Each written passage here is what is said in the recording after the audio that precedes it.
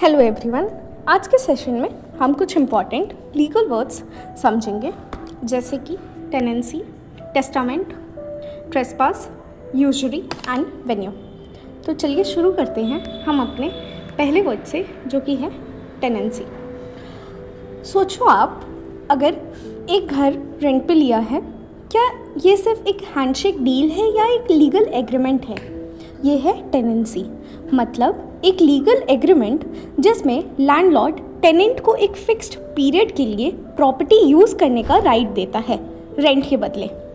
अब जैसे इसके टाइप्स हो सकते हैं, पहला फिक्स टर्म टेनेंसी, मतलब एक फिक्स ड्यूरेशन के लिए, एग्जांपल 11 मंथ्स की रेंटल एग्रीमेंट।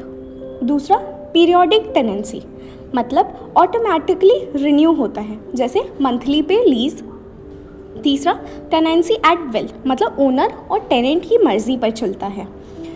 चौथा टेनेंसी बाय सफरेंस, टेनेंट बिना लीगल परमिशन के रह रहा है।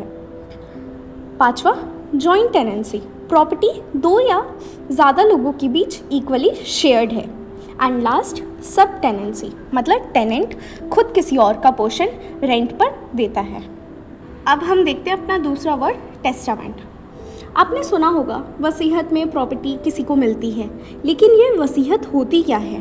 तो टेस्टामेंट एक लीगल डॉक्यूमेंट है जिसमें कोई व्यक्ति अपनी प्रॉपर्टी के डिस्ट्रीब्यूशन के इंस्ट्रक्शंस डालता है अपनी मौत के बाद। अब इसके कुछ कैरेक्टरिस्टिक्स हैं, जैसे पहला वॉलंटरी डॉक्यूमेंट, खुद की मर्जी से बनाई जाती है। दूसरा लीगैलिटी, लॉ के अंडर रिकॉग्नाइज्ड होती है। तीसरा डिस्ट्रीब्यूशन ऑफ एसेट्स, कौन क्या हिस्सा लेगा डिसाइड होता है।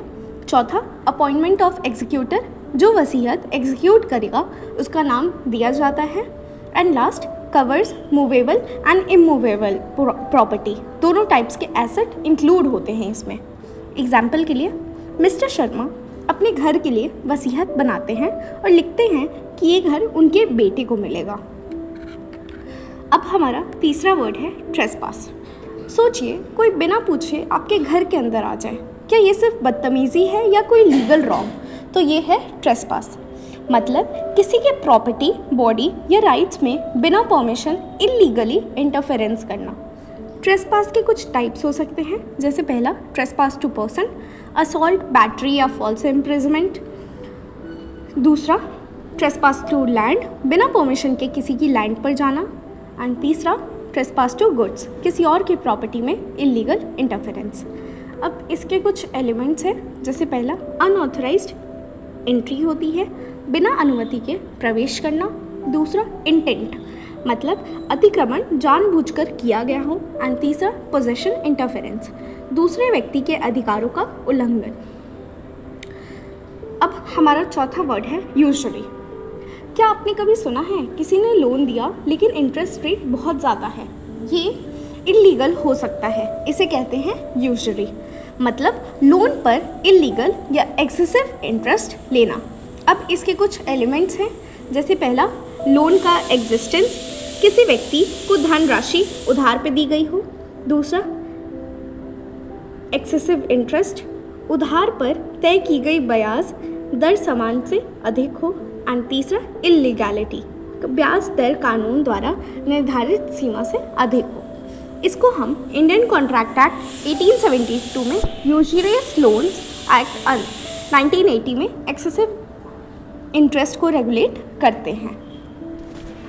अब हमारे पास आखिरी और पांचवा वर्ड है वेन्यू। कोर्ट केस कहाँ चलेगा?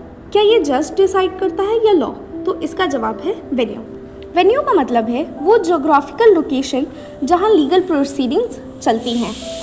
इसके कुछ कैरेक्टरिस्टिक्स हैं, जैसे पहला जोग्राफिकल जुरिस्डिक्शन, ये मामला उस जुरिस्डिक्शन में सुना जाएगा जहाँ घटना घटी या जहाँ पक्षकार रहते हैं। दूसरा कन्वीनियंट लोकेशन।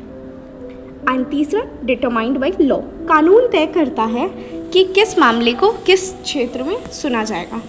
एग्जाम्पल के लिए दिल्ली में एक्सीडेंट हुआ तो कोर्ट ये केस दिल्ली में ही चलेगा। तो दोस्तों, आज के इस सेशन में हमने कुछ इम्पॉर्टेंट लीगल वर्ड्स कवर करा। आप बताना आपका फेवरेट वर्ड कौन सा था। एंड नीचे आप लिख सकते हो कमेंट्स में अगर आपको कोई भी डाउट्स है।